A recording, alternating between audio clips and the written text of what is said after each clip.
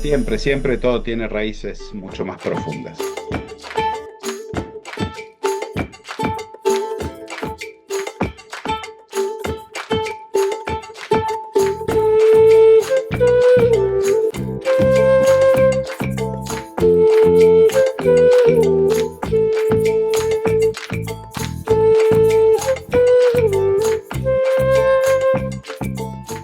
Hoy vamos a charlar de un tema que conmocionó verdaderamente en los primeros momentos de esa pequeña ciudad de Córdoba que se iba manifestando primero en los bajos de General Paz, en una zona inundable, una zona baja.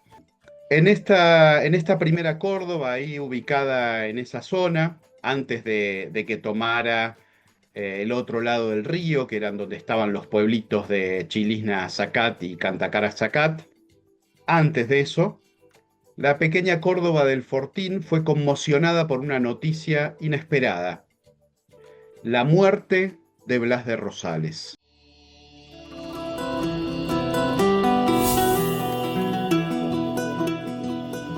Hola, buenos días, buenas tardes, buenas noches.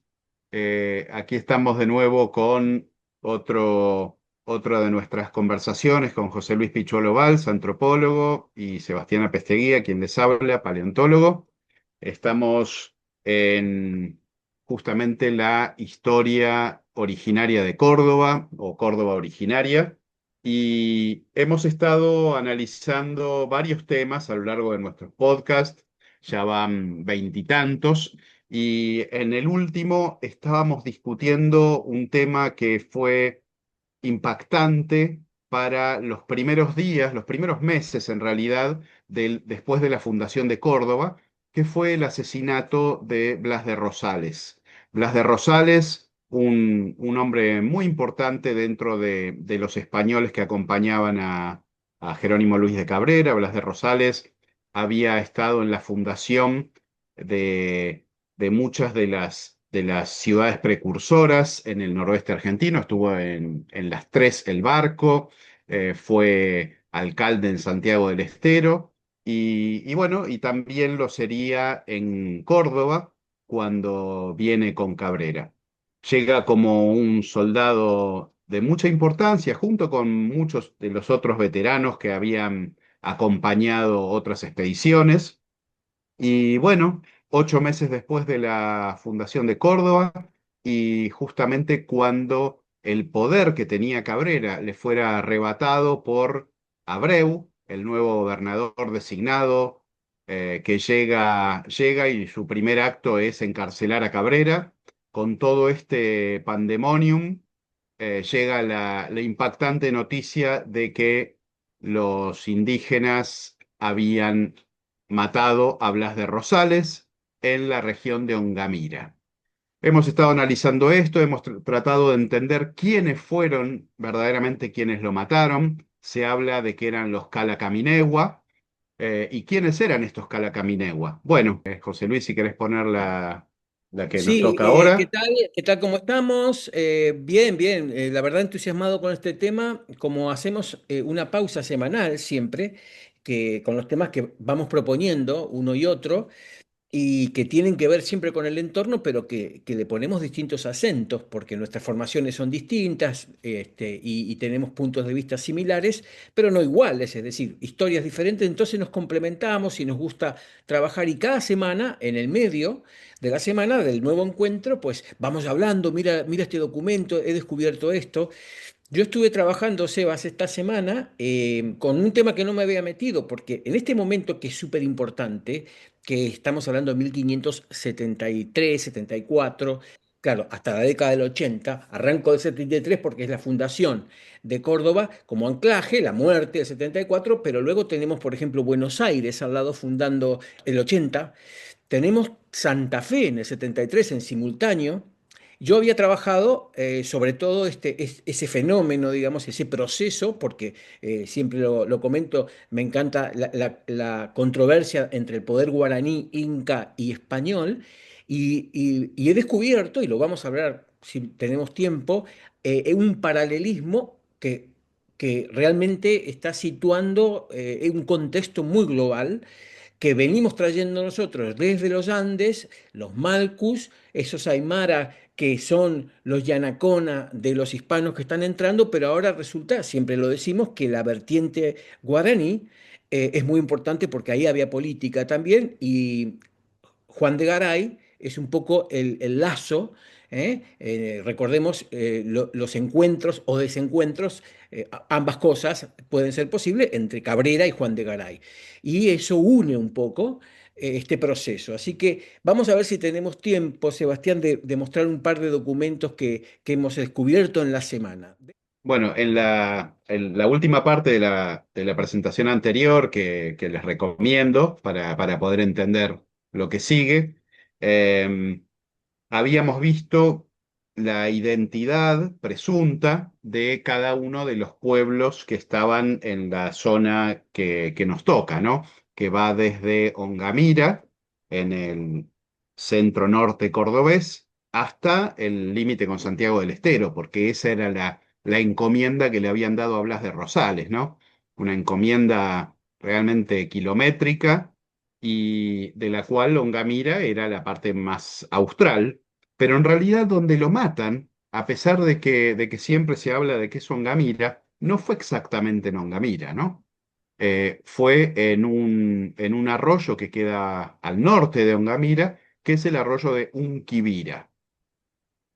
A veces la generalización hace que se diga que murió en Ongamira, pero bueno, acá tenemos en esta imagen satelital, para guiarnos un poco, Ongamira está en el extremo inferior izquierdo de la pantalla, ahí lo recuadré en negro, y, y a la vez Unquibira está camino a Villa del Totoral, ¿no? Hacia el noroeste de Ongamira, bastante lejos en realidad, ya en ese valle amplio que se abre, y que es posible, no estoy seguro, pero la verdad es que de acuerdo a los mapas, sobre todo el de Aníbal Montes y lo que parece, el Unquibira podría ser el río de los Talas, que va en camino a Villa del Totoral, el actual río de los Talas.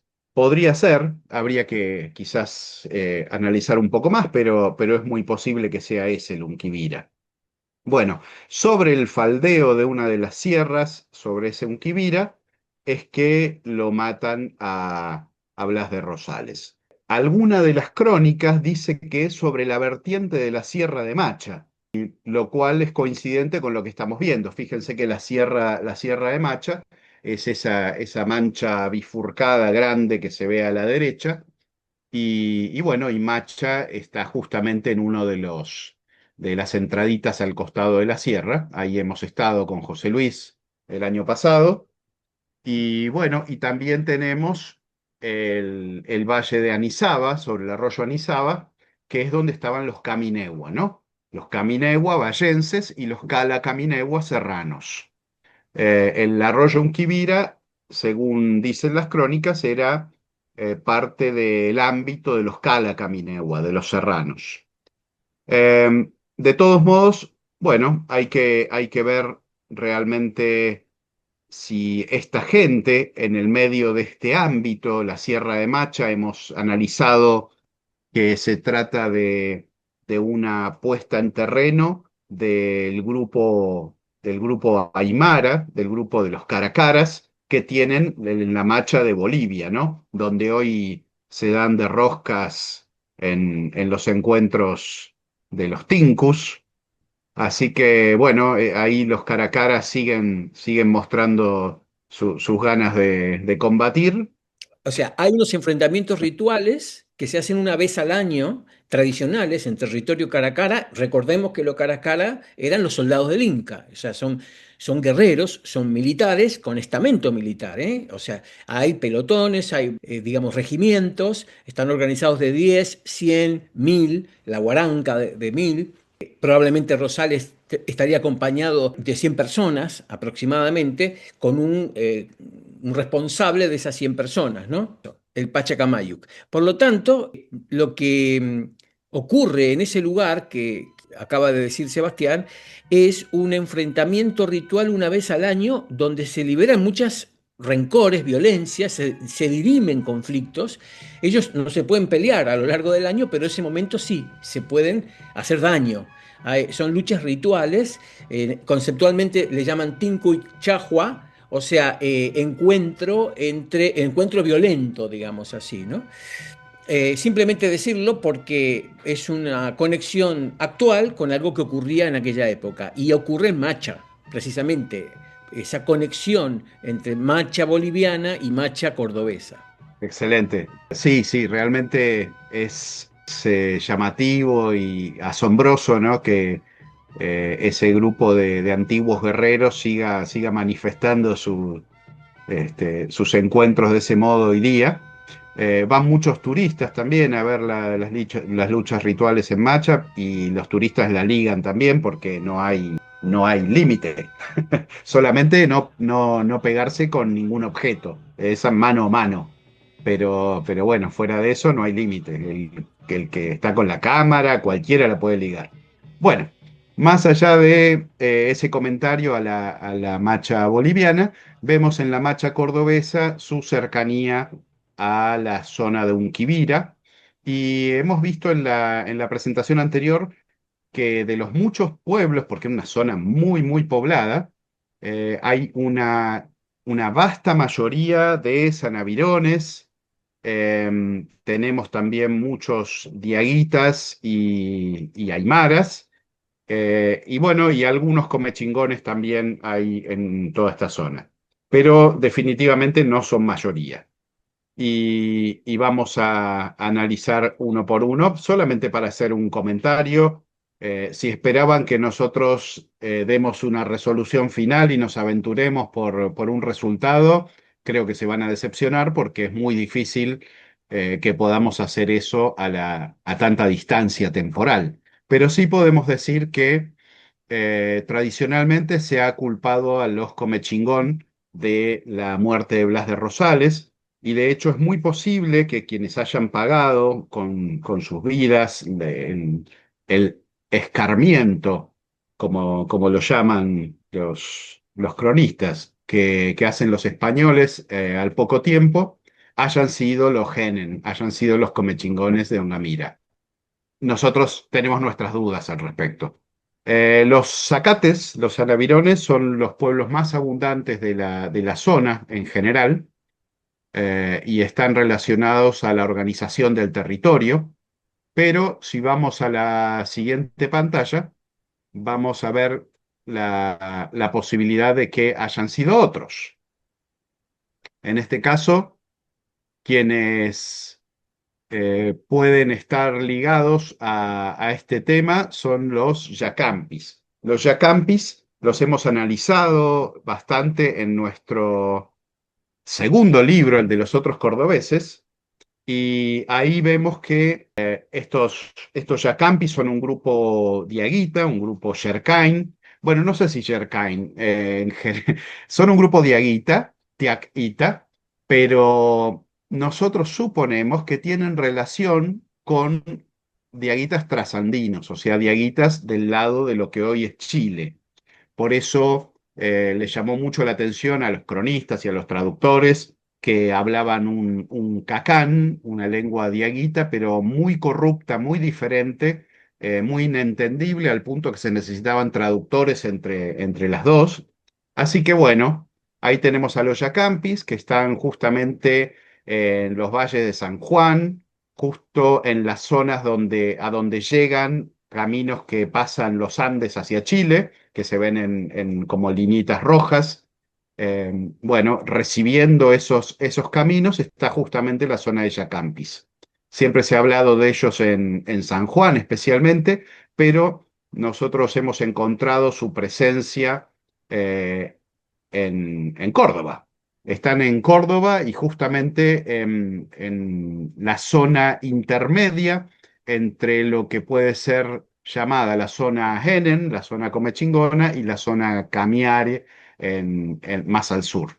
Y también están presentes en este norte cordobés, no muy lejos de Unquivira, Pueden ver donde señaló ahí José Luis la palabra Yacampis subrayada. Esto es un mapa de Aníbal Montes, un poco al norte de Tulumba.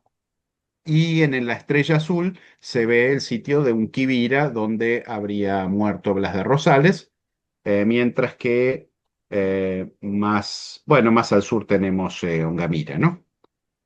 Por otro lado, también tenemos, como decíamos, la posibilidad de que hayan sido justamente los cara a cara de la Sierra de Macha, que están aún más cerca y, y que su experiencia y su saber en el tema minero habría hecho que las exploraciones mineras de Blas de Rosales fueran sustancialmente incómodas para ellos y quizás llevado a que tomaran las armas en este punto. No estamos seguros, por supuesto, pero bueno, hay varios indicios que los pueden señalar, especialmente porque son un grupo sobradamente guerrero, ¿no? Ya que estamos, quiero Ujú. aprovechar. Si Dale. ven este guerrero que tenemos aquí, tiene una cabeza trofeo en la mano. Es una extraordinaria representación de Frank Abarca. Vamos a volver sobre el tema de los trofeos, porque en la muerte de Rosales hay una acción política deliberada de sea quien sea los que finalmente decidieron ir a por él y van a tomar parte de sus armas como trofeo. Los trofeos podían ser escalpes, podían ser cabezas, podían ser armas como las hachas de bronce de Aguitas, los discos de bronce santamarianos, y por supuesto, en cuanto llegaron los hispanos, se incorporó la espada y otros elementos como la cota de malla a esa circulación de poder y esa comunicación del poder que ya estaba vigente en toda la zona andina, incluso en la zona sur. Simplemente quería hacer notar esto porque vamos a volver sobre este tema. Bueno, después de toda esta presentación, nos toca decir que la información llegó a Córdoba en el mismo marzo del 74, el mismo mes.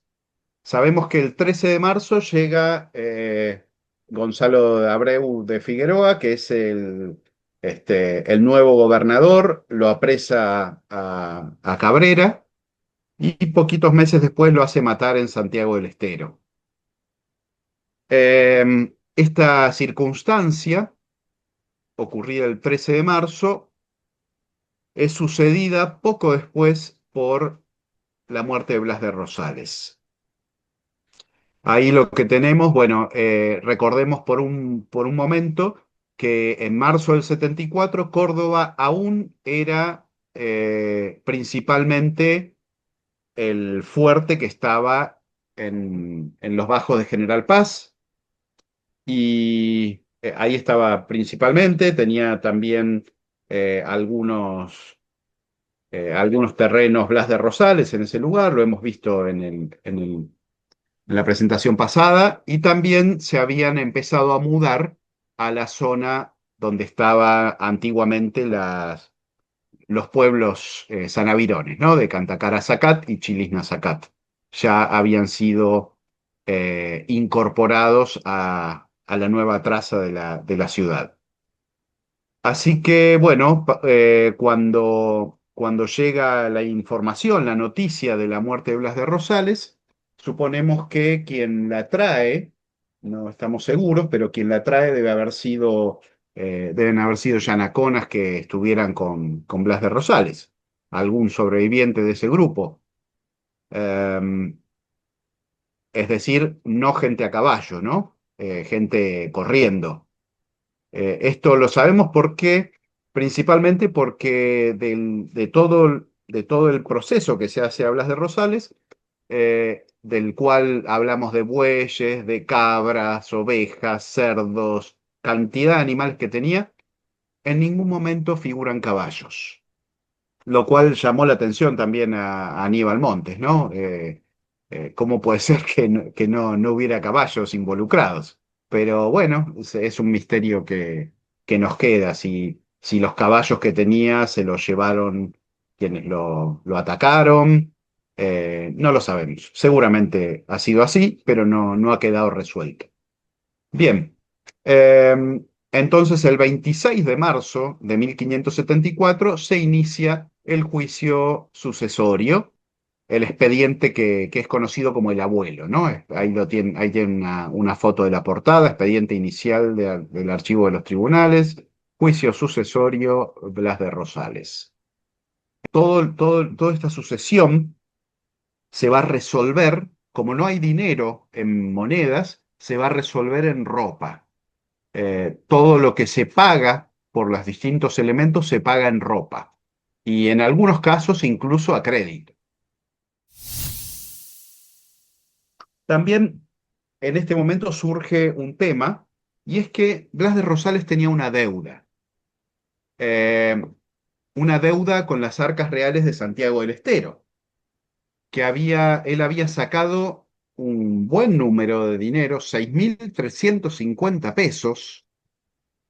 Piensen que un terreno había sido vendido por 10 pesos, el más barato, ¿no? El que fue casi regalado. Pero es un flor de número, 6.350 pesos. Él saca esa cantidad y funciona como hay un fiador y entonces, bueno, todo eso tiene que ser repuesto.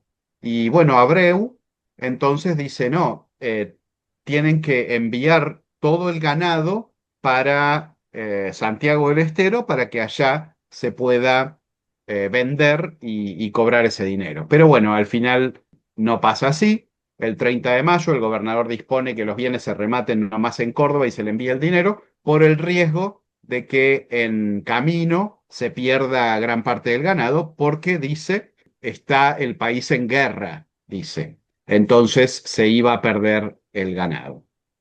Acá tengo una lista de las posesiones de Rosales, de otras cosas interesantes, no todas, pero quise quizás destacar algunas. Además de animales, tenía vigas, tijeras, jabón, espejo, guantes, cuchillos, un cofre, turquesas falsas, cuentas blancas de vidrio, un atado de azogue, que ya hemos hablado de la utilidad del azogue para la purificación de la plata, balanza, un pedazo de borato, una bigornia, martillo y barreta. Eh, Bien, el borato, el bórax, también se usaba de distintos modos. Si bien se puede usar para curtir pieles de animales, también se usa en la fundición de metales y para soldar.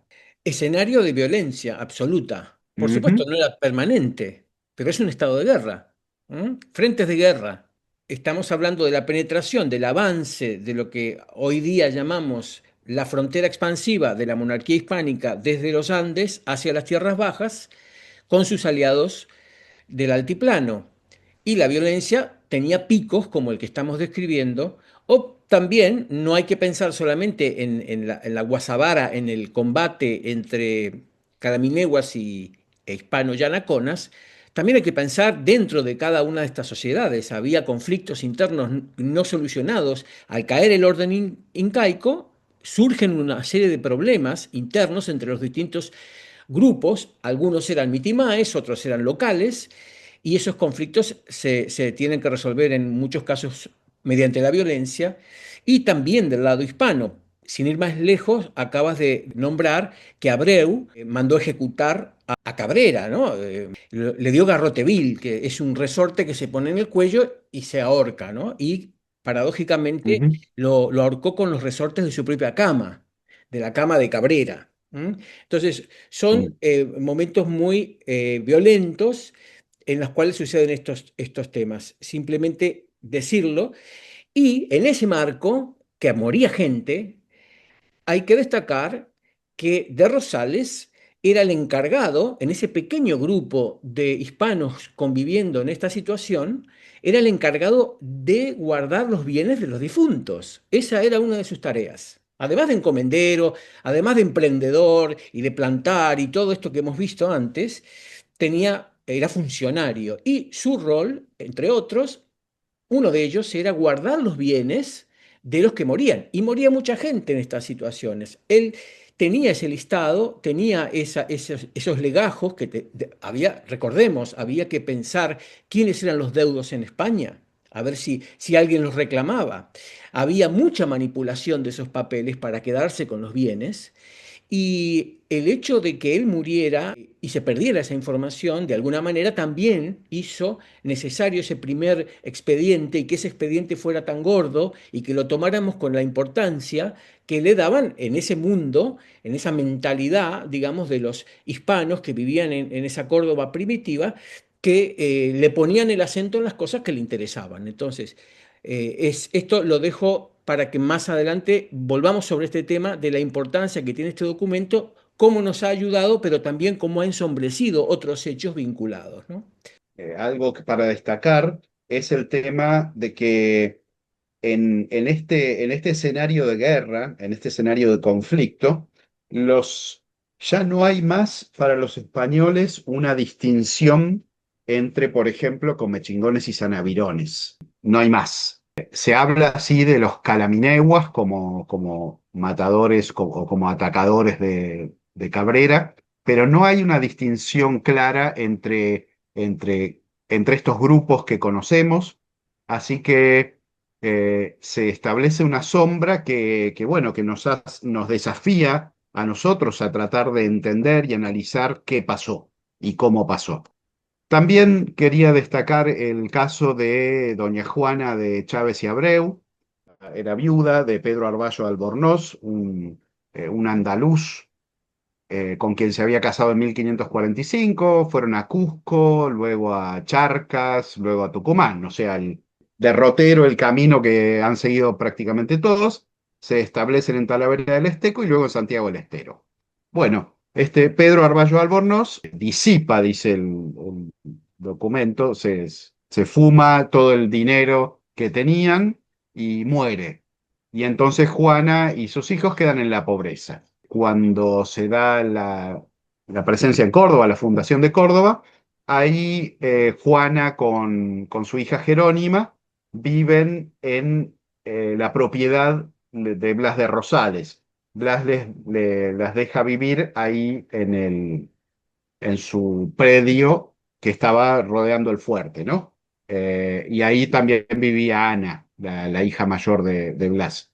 Entonces, cuando muere Blas, se confisca todo para ver realmente qué había y de quién era. Bueno, asumen que era de Blas de Rosales, ¿no? Pero esta mujer, Juana, dice, no, esperen, porque todos estos vestidos que yo tenía me los confiscaron también, le confiscaron toda la ropa buena que tenía esta señora, la confiscaron también. Y bueno, ahí hubo muchos testigos diciendo que habían visto a esta señora, a Juana, usando esos vestidos ya desde Cusco, ¿no? O sea, como que esos vestidos los tenía desde hacía mucho tiempo. Y así que Lorenzo Suárez de Figueroa decide, después de tomarle juramento en mayo del 74, devolverle todas las cosas, ¿no? Bueno, Jerónima, la hija de Juana, se casa el 10 de julio siguiente con Jerónimo de Bustamante, que era el tesorero de la Real Hacienda.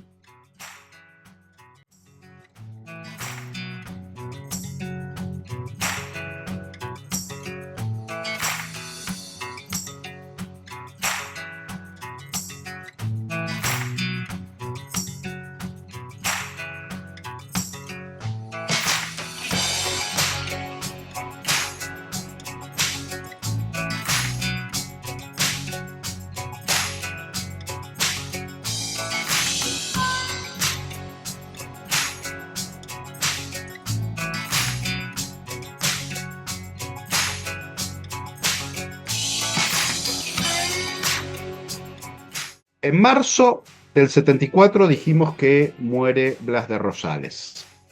En diciembre del 74, o sea, después que pasara el invierno y la primavera, llega a Ungamira un regimiento de 25 jinetes al mando de los capitanes Antón Berrú, del cual ya hemos hablado, que se quedaba que compraba gran parte de los árboles frutales que tenía Blas de Rosales allá cerca de Córdoba, Y también, bueno, los famosos capitanes Miguel de Ardiles y Tristán de Tejeda, todos ellos con sus yanaconas, ¿no? No iban solos estos 25 jinetes.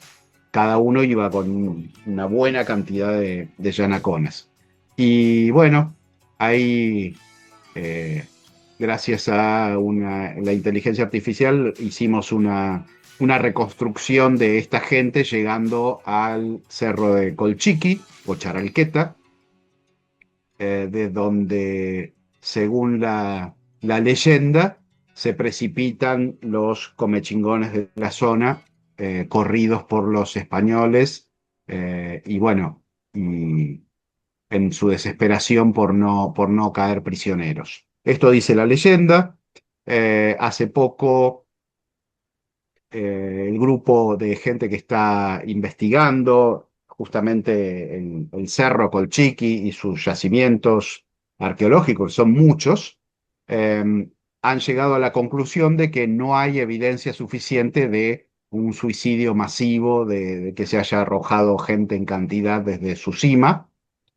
Todos los esqueletos que han encontrado corresponden a gente muy antigua, del orden de los 2000 años o 6000 años, así que, bueno, no habría evidencia de ese suicidio masivo, eh, lo cual no quita no sé, que algunas personas lo hayan hecho, ¿no? Pero bueno, ahí fue este, esta represión hispana a la gente de Ongamira, no a la de Unquivira. ¿M?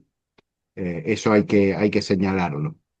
Y otra cosa que tenemos que recordar es que mucho antes de diciembre del 74, en julio, ya había ido un español a llevarse el ganado de Blas de Rosales de vuelta a la ciudad de Córdoba, y también ya habían venido los yanaconas, especialmente encomendados a recuperar la espada y la cota de malla.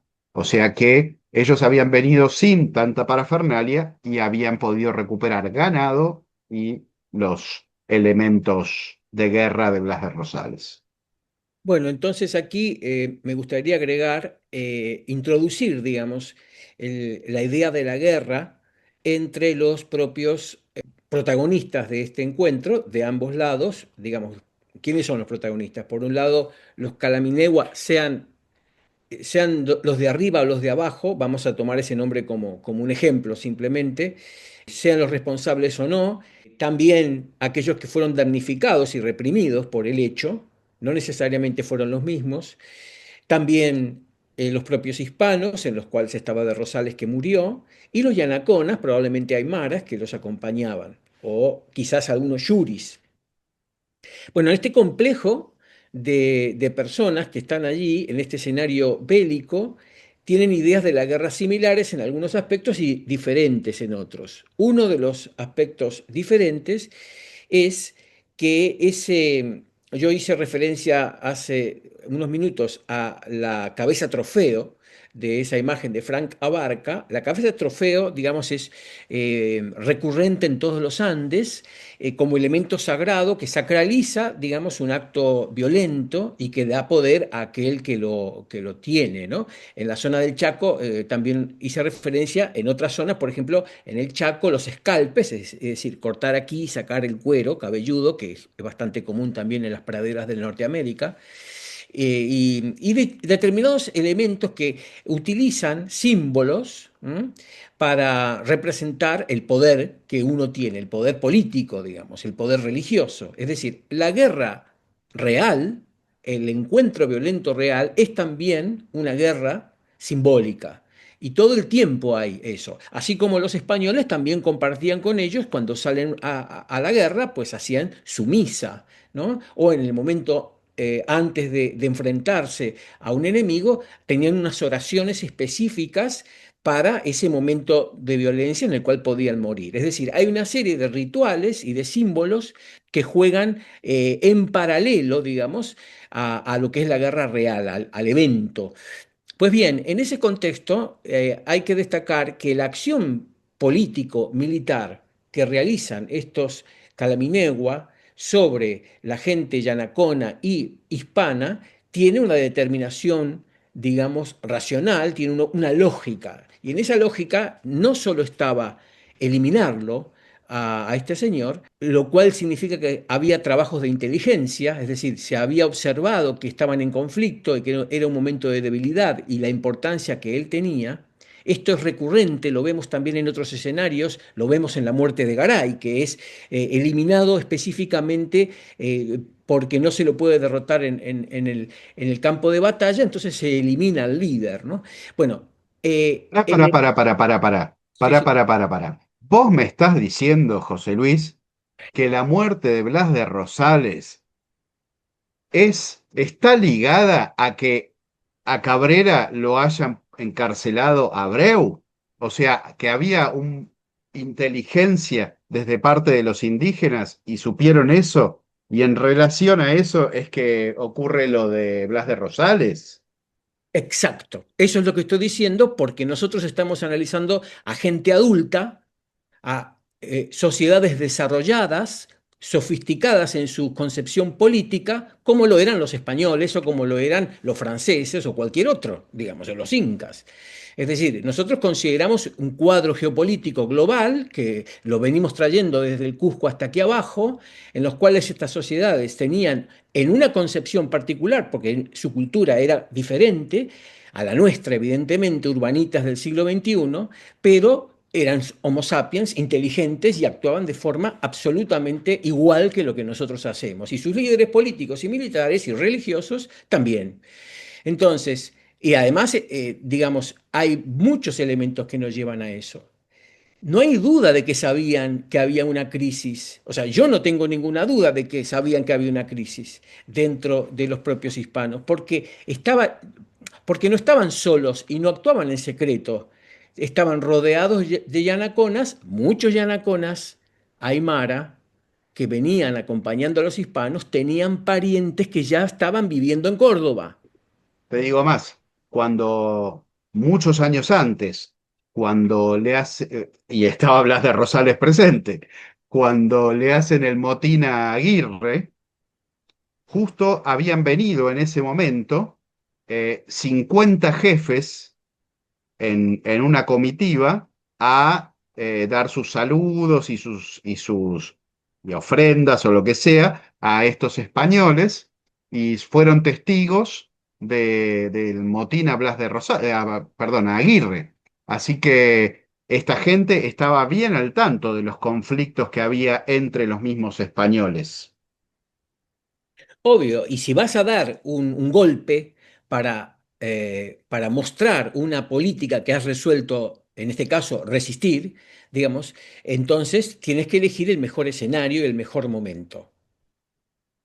Dentro de ese escenario y ese mejor momento, yo estaba explicando que la cota de malla, o sea, la protección del cuerpo de Rosales y su espada, ¿m? Eran elementos muy importantes, así como en las guerras nativas era importante cortarle la cabeza al enemigo o hacer el escalpe o llevarse las hachas de aguitas o los famosos discos de bronce de aguitas. Todos esos son elementos simbólicos, políticos, que se valoran en la guerra y el objetivo, siempre he dicho que la guerra en América, la guerra prehispana, era muy teatral. Cuando esa palabra teatral, y de allí los trajes y los distintos colores y símbolos que jugaban en ese momento del enfrentamiento, cuando digo teatral es que se estaba haciendo política por detrás y se estaban demostrando por delante algunos elementos que podían intervenir sobre los pactos, las alianzas y los conflictos. Uno de esos elementos es retener las armas del enemigo. En este caso, vamos a pensar así. Esta gente diferencia muy bien entre lo de arriba y el mundo de abajo, el ucupacha de donde salen los minerales que hacen las armas. El señor Rosales estaba armado con un tipo de arma de acero, mucho mejor calidad. Enseguida se dieron cuenta de que era muy potente y tenía por lo tanto poder. Y estaba encima cavando y estaba haciendo, o sea, estaba metiéndose en el Ucupacha con gente que tenía ritualizado todos esos hechos y armado con una espada y una cota de malla. Bueno, ¿qué ocurrió? Que no solo lo mataron, sino que se llevaron esos trofeos y que personas que estaban aliadas con los españoles, como acabas de decir, fueron a por esos trofeos. Pensemos ahora que cuando un Yanacona sale antes de la represión punitiva que estamos viendo en pantalla, antes de eso, salen a recuperar puntualmente ese trofeo. Y desde el punto de vista español, esa espada tenía que volver a simbolizar la justicia hispana. La concepción de la justicia española estaba en ese símbolo. Está, todavía está y siempre se utiliza. Y había que recuperar eso. Es decir, que había una intencionalidad en el secuestro de esas armas que se convirtieron automáticamente ya no en armas, sino que estaban ritualizadas, sacralizadas como símbolo. En general, en las sociedades andinas, en lugares muy altos, como el que estamos viendo también ahora en la pantalla, se ponían esas armas de forma, se exhibían, o en una asamblea política, en el medio de la discusión, cuando se quería aliar o llevar adelante a una comunidad para que se integrara en una que ya estaba en resistencia, se mostraba ese trofeo. En otras palabras, estamos frente no a un hecho circunstancial, no es que salió este señor y lo atacaron porque sí. Siempre digo que detrás de una flecha disparada por una sociedad originaria hay un hecho político que no se puede ocultar. Muchos otros se pueden ocultar, pero ese no, porque al tener violencia queda registrado en las fuentes. Ujú. Con respecto a la relación de lo que ocurrió ahí justamente con la gente de Macha, quisiera leer un parrafito de Aníbal Montes de la página 354 de Incas de Indígenas y Conquistadores de Córdoba, que dice. En el libro de Mercedes vemos que en enero del 76 se le hizo merced a Tristán de Tejeda a 12 leguas de la ciudad junto a Macha, el agua que se dice se queba a la redonda del manantial, sin perjuicio de los indios comarcanos. Y en abril del mismo año, el mismo Tejeda, aclarando que la Merced tiene una legua desde el agua para arriba y para abajo, por media legua de ancho, que no sean tierras cementeras de los dichos indios, junto a los pueblos de Macha indios que le están encomendados. Estos pueblos de Macha estaban 3 leguas al suroeste de la actual Macha. Es decir, que había gente de Macha, incluso muchos kilómetros al suroeste de la actual Macha. Así que ojo con esto, ¿no? Porque acá nos está dando también una pista Aníbal Montes en esto. Una última cosa a ese respecto, que la actual Macha en épocas antiguas también se conocía como Colochinta.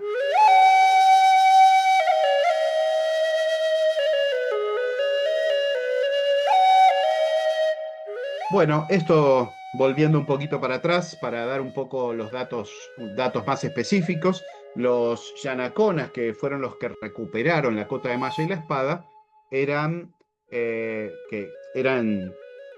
yanaconas, uno de Antón Berrú, que fue Quisbo. Quisbo suena bastante a Quispe, quizás podrías revelar un origen alto peruano, y luego otro Yanacona que es Alonso, que era de Tristán de Tejeda.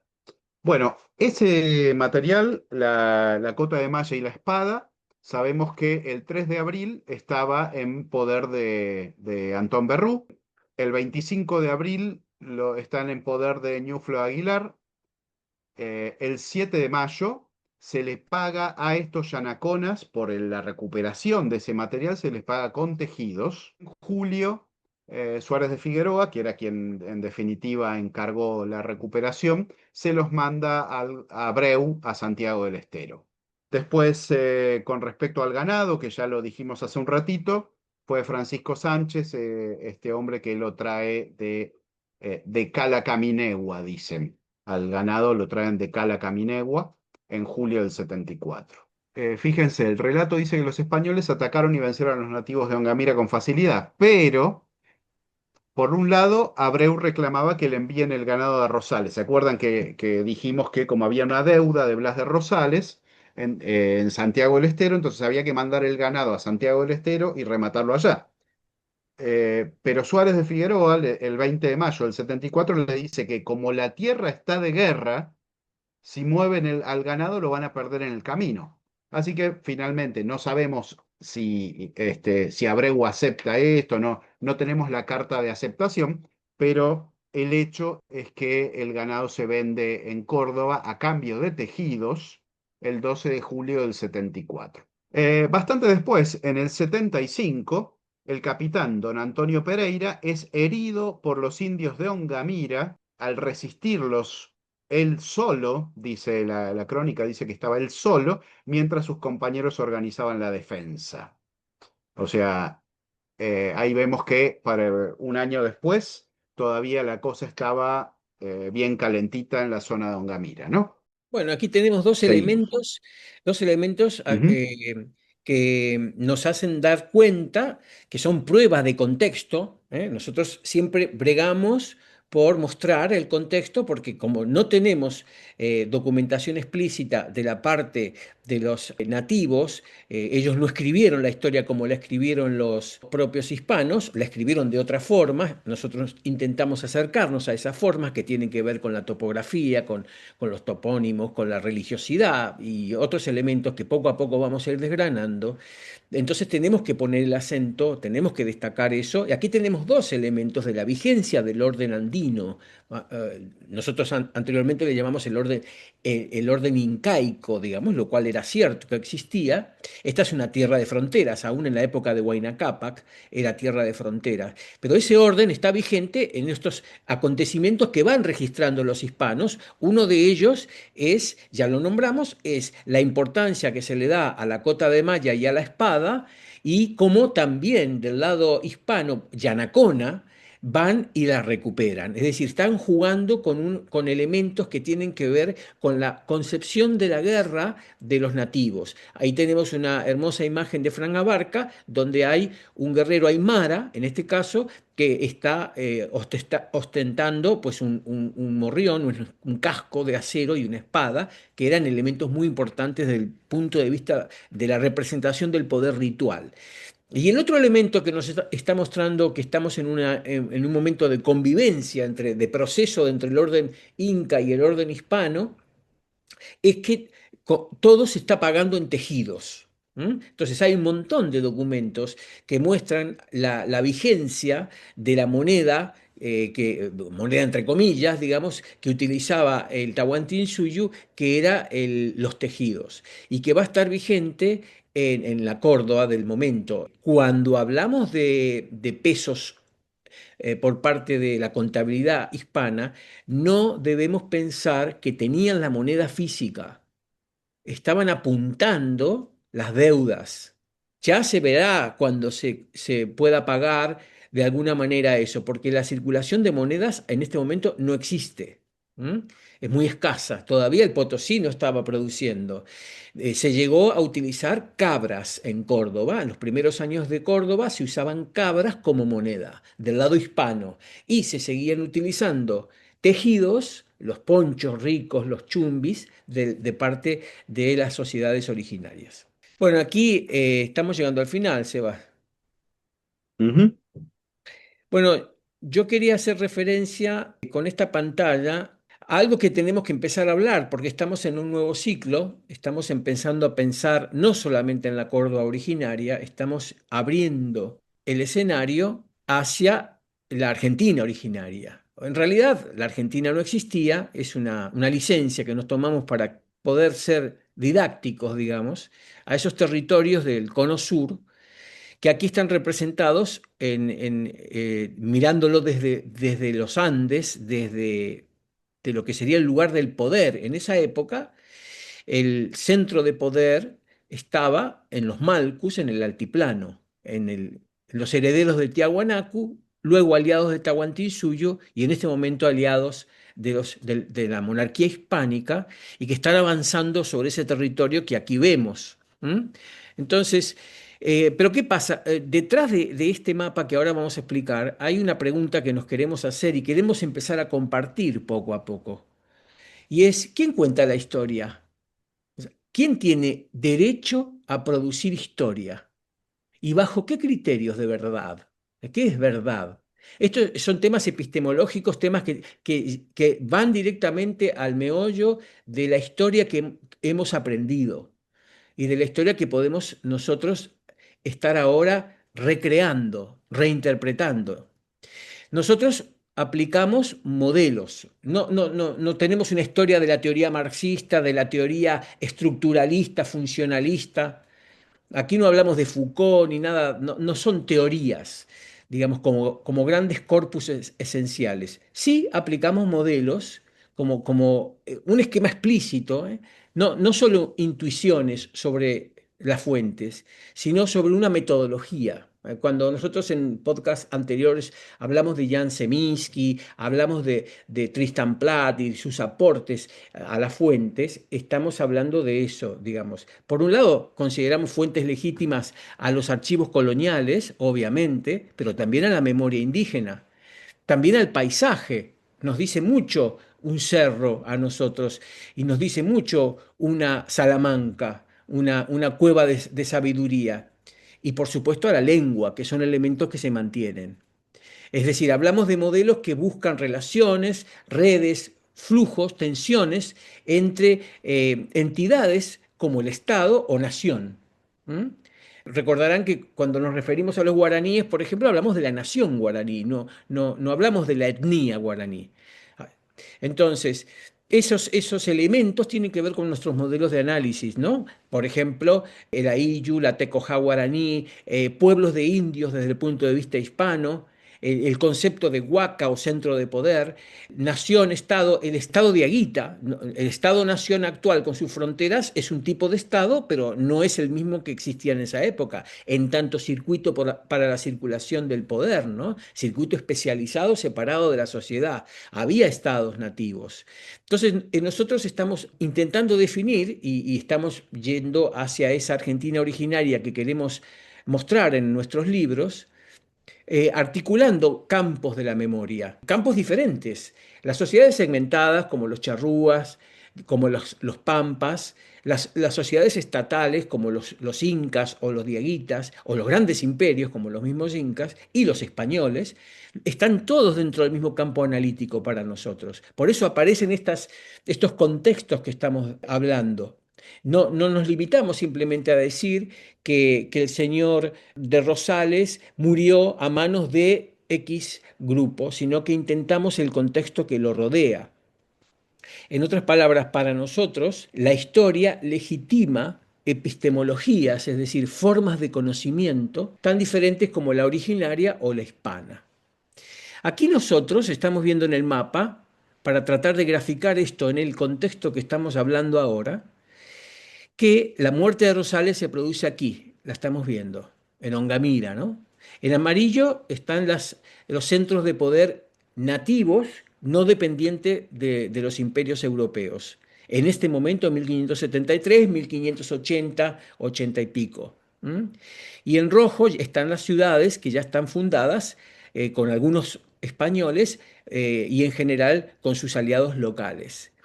Si nos fijamos, las alianzas que están, estas alianzas, hemos puesto solo, Sebastián, las alianzas que tienen prueba empírica, es decir, que hay un documento hispano que nos dice que esa alianza existió. Por ejemplo, en esta alianza entre Ujú, el Curacazgo de Lindín, donde había un inca de linaje, en ujú, 1580, o sea, estamos hablando que ya había caído Vilcabamba y había un inca de linaje aquí, y lo prueba un documento hispano. Él dice, Ramírez de Velasco, cuando hace su informe militar al rey directamente, porque Ramírez de Velasco era muy amigo del rey, era de la corte, ujú. le escribe al rey y le dice, hay una alianza con el Estado del Arauco. Las palabras Estado del Arauco es de él, no nuestra. Entonces, esta alianza es real, hizo que la monarquía hispánica destinara determinados esfuerzos para solucionar este problema. Atacaban a Santiago. Esta alianza que está aquí entre los guaraníes de Ngapopé, que atacaban Buenos Aires, y Collastay, donde estaban ahí los Chanatimbú y otro guaraní llamado Terú. ¿M?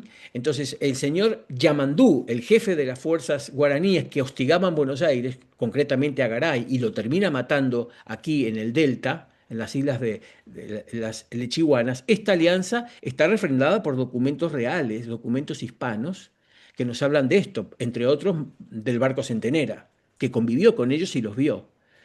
Esta alianza de Maquijata, donde muere Rojas, la primera entrada, con Tolombón, donde había nacido Juan Calchaquí, Calermo Cain, y que había sido refrendado como líder de las fuerzas del sur por el Huilacuma, los que resistían en Vilcabamba, o sea, el sumo sacerdote del imperio inca, esta alianza es real.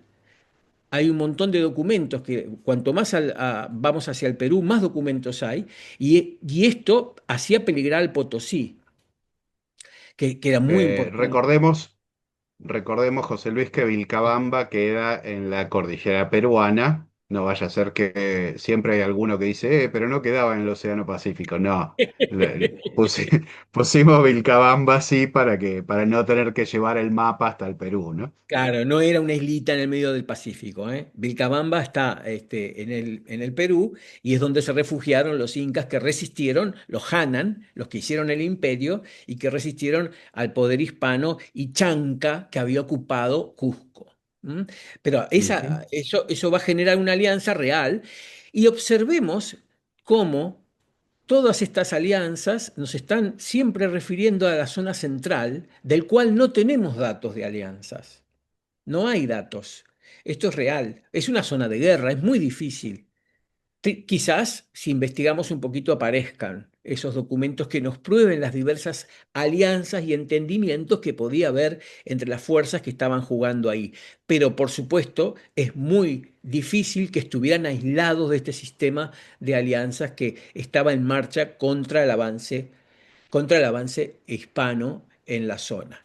Sí, yo creo, José Luis, que si hay un aporte en nuestro trabajo, es justamente despertar un nuevo paradigma, una nueva idea, bajo la cual leer de nuevo la cantidad de documentos que hay en Córdoba o relacionados a Córdoba. Y bueno, como venimos haciendo nosotros, ¿no? Mirar con un poco de suspicacia cada palabra utilizada para poder entender lo que estaba detrás, ¿no? Leer entre líneas los documentos y me parece que ahora se viene toda una etapa de relectura de documentos, de cosas que nosotros no hemos llegado a leer. Falta muchísimo por leer y seguramente esos documentos que vos decís van a aparecer con las relecturas que se hagan a partir de ahora. Sí, porque fíjate tú que el documento que nosotros encontramos que prueba la existencia de la alianza entre los incas del Curacago de Lilín, aquí en Tomolasta, con el estado del Arauco, ese documento había sido publicado por Levillier, entre tantos otros, en un libro que se llama, muy interesante, que se llama Papeles de los Gobernadores del Tucumán. Y dentro de ese documento, que están todas estas cartas, informes militares, etcétera, de los gobernadores españoles, estaba este documento de muchas páginas, por cierto, bastante rico, y no sé por qué nadie reparó que ahí se estaba describiendo con testigos a un inca de linaje que portaba la borla incaica, la mascapaicha, que solamente podían Ujú. portar los señores que venían del Cusco. Y sin embargo, aunque fue publicado a mediados del siglo pasado, hasta ahora nunca vi que nadie hiciera referencia a esto. ¿Por qué? Porque el contexto ha cambiado. Y yo siempre lo digo, una palabra dice algo, pero un contexto explica las cosas. Esto que estamos viendo es un contexto que está rodeando a las tierras centrales y nos está diciendo un poco cómo funcionaba esa geopolítica, ¿no? De ese momento. Y al respecto quiero decir una cosa que lo charlamos el otro día. Toda la historia de Rosales se basa en un documento que tú le has llamado el abuelo, bueno, no, has hecho referencia a ese nombre que le llama a la gente, ¿no? Otros Ujú. historiadores, supongo, que le llaman el abuelo, es el Sí, sí, primer sí. documento Sí, importante. sí, se lo Bueno, llama así desde hace tiempo. pues ese documento es un único documento que nos está mostrando o del cual se han derivado muchas teorías de quién atacó, por qué atacó, la importancia. Es el juicio sucesorio de Blas de Rosales en el año 1574 y que se conserva en el archivo histórico de la provincia de Córdoba, ¿no? Entonces, aquí he puesto para quien quiera ir a consultarlo. Ahora, ese documento está contando la historia de una forma muy sesgada, ¿eh? Tú imagínate que ahora que Trump acaba de atacar a Venezuela y que han muerto ahí 30 o 40 de los famosos avispas negras cubanos defendiendo el acceso a Maduro, antes de la extracción de Maduro de ese territorio, y que nosotros encontramos en el futuro un juicio sucesorio o el testamento o cualquier documento de uno de esos señores que falleció, donde van a aparecer los bienes que tiene, las controversias que puede haber tenido ese señor que murió en combate. Imagínate que derivamos de ahí la historia de esta presión que está realizando Estados Unidos sobre Venezuela o el trampismo sobre Venezuela. Y de ahí derivamos, o quizá, la geopolítica que eso significa en esta nueva época. Pues va a ser muy difícil que podamos entender cómo se ha catalogado a los que mataron a ese hombre que murió en combate, a ese cubano, y que nosotros tenemos el documento y lo estamos leyendo. Entonces, a partir de un solo documento no podemos establecer todo este contexto tan complicado. Necesitamos abrirnos a otras fuentes y en ese sentido, en el caso concreto, y con esto termino, de la muerte de Rosales, entender cuál era la lógica andina. Por eso puse el acento sobre que el arma del enemigo muerto, o sea, la cota de malla y la espada de Rosales, más allá de esa función como objeto práctico, es un concentrado de la fuerza vital para la concepción nativa de la guerra. Y tenemos que incorporar estos conocimientos porque nos van a ayudar a entender por qué lo atacaron. A mí la historia me fascina mientras más antigua sea, por eso soy paleontólogo, ¿no? Claro. Ujú. Hay corrientes nuevas en la historiografía que critican la historiografía tradicional, digamos, porque no ha incorporado la antropología, no ha incorporado estas visiones. La historia larga, por un lado, se llama, son etiquetas que muestra hay constantes institucionales que se mantienen o culturales, y la historia profunda también le llaman, ¿no? Que tiene que ver también con incorporar otras epistemologías. Incorporar, por ejemplo, el paisaje sagrado. Hay una geopolítica de lo sagrado en Córdoba, que la vemos todavía en la toponimia. No me canso de Vaya si hablar la hay, vaya si la hay. Y de... como vos, como hablábamos el otro día, este Colchiqui, este cerro, sin duda que era un apu, un sagrado de toda esa región, ¿no? Yo si hubiera sido uno de los yanaconas que le mandaron a recuperar a cambio de tejidos ricos del Inca, porque esos tejidos eran tejidos, digamos, tradicionales, y lo mandaron a recuperar las armas sacralizadas de Rosales, yo buscaría, hubiera salido a buscar pues los lugares donde yo sé como yanacona, digamos, como Aymara, a dónde van a ostentar esas fuentes de poder o esa representación del poder que era la espada y la cota de malla de Rosales, ¿no? Lo buscaría o en una cocha, o lo buscaría en una salamanca, en una cueva, o arriba, en la punta del cerro, o donde se realizan las asambleas políticas de mis adversarios en ese momento, ¿no? Es decir, a eso le Sí, llamamos... Sí. si es que fueron a buscarlo así, estilo grupo comando, unos poquitos, a empezar a revolver donde los encontraban, cosa que no estoy tan seguro de que haya sido así. Porque vos imaginate que había ocurrido la muerte hace poco, envían a estos yanaconas, ¿cuántos habrán ido? Porque seguramente la cantidad de guerreros que había en la región era mucho mayor. Entonces, a mí me parece que va más la cosa de intercambio, ¿no? De negociación, que hayan hecho estos yanaconas.